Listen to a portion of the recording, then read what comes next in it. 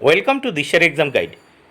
প্রিয় পঞ্চম শ্রেণীর পরীক্ষার্থী বন্ধুরা, তোমাদের জন্য এই ভিডিওটিতে আমি আলোচনা করতে চলেছি পঞ্চম শ্রেণীর আমার গণিত বিষয়ের দ্বিতীয় পর্যায়ক্রমিক মূল্যায়নপত্র 2026, অর্থাৎ 2026 সালের সেকেন্ড ইউনিট টেস্টের প্রশ্নপত্র সম্পূর্ণ সমাধান সহ ভিডিওটিতে আলোচনা করতে চলেছি। পূর্ণমান 30, সময় 1 ঘন্টা। পরীক্ষার্থীর নামের জায়গায় তোমরা তোমাদের নাম, ক্রমিক সংখ্যার জায়গায় রোল নাম্বার, বিদ্যালয়ের নামের জায়গায় তোমরা তোমাদের বিদ্যালয়ের নাম লিখবে। মধ্যশিক্ষা পর্ষদের নির্দেশ অনুযায়ী, পশ্চিমবঙ্গ মধ্যশিক্ষা পর্ষদের নির্দেশ অনুযায়ী নবপ্রবর্তিত পদ্ধতি অনুসারে এই প্রশ্নপত্রটি তোমাদের জন্য তৈরি হয়েছে। অবশ্যই প্রশ্নপত্রটি দেখে নিতেই হবে। এক দাগে প্রথম দেখব, সঠিক উত্তরটির মাথায় টিক চিহ্ন দাও। 5টি প্রশ্নের উত্তর করতে হবে, 5 মার্ক, প্রত্যেকটির জন্য 1 মার্ক করে বরাদ্দ। প্রথম একের ক, 16/40 এর লঘিষ্ঠ আকার হবে, দেখো 2/5। খ দাগ, 33.1/2 অপ্রকৃত ভগ্নাংশে পরিণত করে পায় 67/2। গ দাগে, বদমাস নিয়মে এর অর্থ হলো উত্তর ভাগ। ঘ দাগে, 100টা ভাগের 5 ভাগ নিলে পায়, উত্তর হবে 100/5। ঙ দাগ, 100 পয়সা সমান সমান 1 টাকা। নেক্সট আমরা দেখব 2 দাগে বলেছে, দেখে নেওয়া যাক, শূন্যস্থান পূরণ করো। 5টি শূন্যস্থান পূরণ করতে হবে, 5 মার্ক, প্রত্যেকটির জন্য 1 মার্ক করে বরাদ্দ। ক, বদমাস নিয়মে এস এর অর্থ হলো বিয়োগ। খ দাগে, ভগ্নাংশের লব ও হরে একই সংখ্যা দিয়ে গুণ বা ভাগ করলে ভগ্নাংশের মানের কোনো পরিবর্তন হয় না, এখানে শূন্যস্থানে গুণ বা ভাগ। গ দাগে, আয়তক্ষেত্রের ক্ষেত্রফল সমান সমান দৈর্ঘ্য ইন্টু প্রস্থ। দেখো এখানে গুণ চিহ্ন আছে। আয়তক্ষেত্রের ক্ষেত্রফল সমান সমান দৈর্ঘ্য ইন্টু প্রস্থ। ঘ দাগে, 1/1 অংশ সমান সমান 1 অংশ। ঙ দাগে, 36 পয়সা সমান সমান 0.36 টাকা। এরপর দেখে নেওয়া যাক 3 দাগে, যোগ ও বিয়োগ করো। যোগ ও বিয়োগ করো। প্রথমে আছে ক দাগে, 1/4 যোগ 1/8 যোগ 2/16। এবার আমরা দেখো যোগ করব।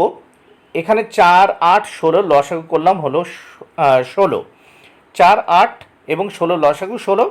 এইবার আমরা এই 4 দেখব 16-র ভিতর কতবার যায়, 4 বার। 4 4 16, তাহলে 4 বার যাচ্ছে, সেই 4 দিয়ে এই 1কে গুণ করব, 4 4। এবার 8 কতবার যায়, 2 বার, সেই 2 দিয়ে 1কে গুণ করলাম, 2 1 2, তাহলে 4 যোগ 2। এই 16-র ভিতর যে 1 বার, সেই 1 দিয়ে 2কে গুণ করলাম, 2 1 2, তাহলে কত হলো, 4 যোগ 2 যোগ 2, টোটাল হচ্ছে 8। তাহলে বসালাম 8/16।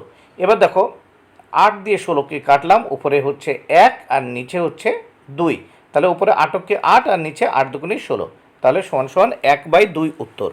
খ দাগে আমরা দেখব 6/20 বিয়োগ 7/30। তাহলে 20 আর 30-এর লসাগু করলাম হলো 60।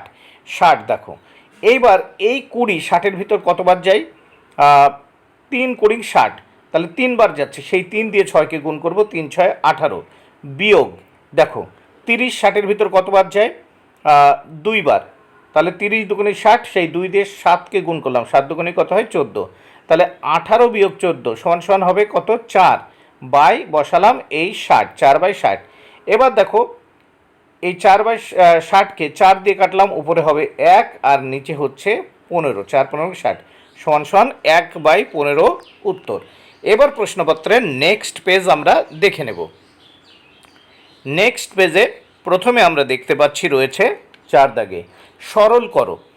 সরল করতে হবে, এর জন্য রয়েছে এখানে দেখতে পাচ্ছি 4 মার্ক। প্রথমে আছে দেখো 6 গুণ 5 গুণ 4 ভাগ 8 ভাগ 5 গুণ 7। এবার দেখো আমরা সমান সমান দিলাম, ব্র্যাকেট দিয়ে আটকালাম, 6 গুণ 5 গুণ 4, ফার্স্ট ব্র্যাকেট দিয়ে আটকে দিলাম, ভাগ কত আছে 8, তারপর আছে ভাগ 5 গুণ 7।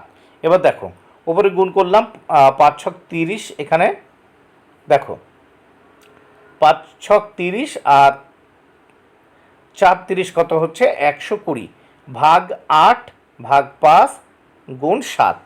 এবার দেখো 120কে 8 দিয়ে ভাগ করব, 8 15 120 15, তাহলে 15 ভাগ বসালাম এই 5 গুণ 7। এবার 15কে 5 দিয়ে ভাগ করলে পাই 3 5 15 3, তাহলে গুণ বসালাম এই 7, 3 7টা কত হয় 21। 5 দাগে অপ্রকৃত ভগ্নাংশকে মিশ্র ভগ্নাংশে ও মিশ্র ভগ্নাংশকে অপ্রকৃত ভগ্নাংশে পরিণত করো। প্রথমে আমরা দেখতে পাচ্ছি অপ্রকৃত ভগ্নাংশ রয়েছে, একে আমরা মিশ্র ভগ্নাংশে পরিণত করব। দেখো 51/8 আছে, একে আমরা দেখো 6 8 48, আর তাহলে কত হবে 6 পূর্ণ 3/8। দেখো তাহলে এখানে দেখো 6 8 48 আর 3 কত হয় 51, 51/8 এখানে চলে আসছে অলরেডি। এবার দেখো খ দাগে কত হয় 3 6 18, 18 আর 5 কত হয় 23/3, এটা হয়ে গেল কি অপ্রকৃত ভগ্নাংশ। 6 দাগে সমস্যাটির সমাধান করো। 6 দাগে কি বলেছে দেখো, ঝর্ণা 100 টাকা নিয়ে মেলায় গেল, সেখানে 20 টাকা 50 পয়সার মানে 20.50 টাকার চুড়ি 10 টাকার বাসি কিনলো ও 6 টাকা দিয়ে নাগরদোলা চড়লো, ঝর্ণা কত টাকা ফেরত আনলো?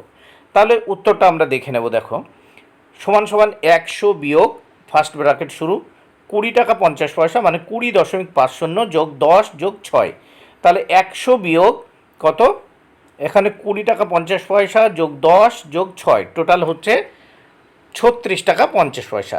তাহলে 100 থেকে 36 টাকা 50 পয়সা বিয়োগ করলাম, 63 টাকা 50 পয়সা উত্তর হলো। অতএব ঝর্ণা 63 টাকা 50 পয়সা ফেরত আনলো বা 63.5 টাকা ফেরত আনলো।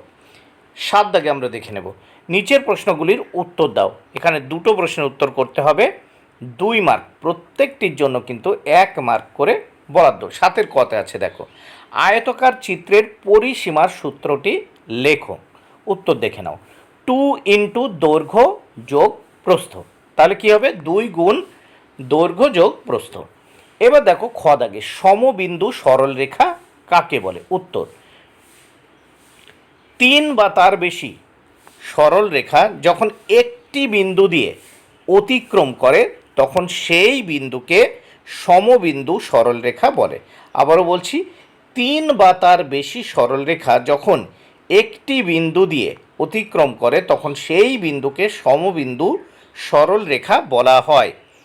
বন্ধুরা, ভিডিওটি ভালো লাগলে অবশ্যই লাইক কমেন্ট ও শেয়ার করো। Thank you very much. Keep watching my channel and my video.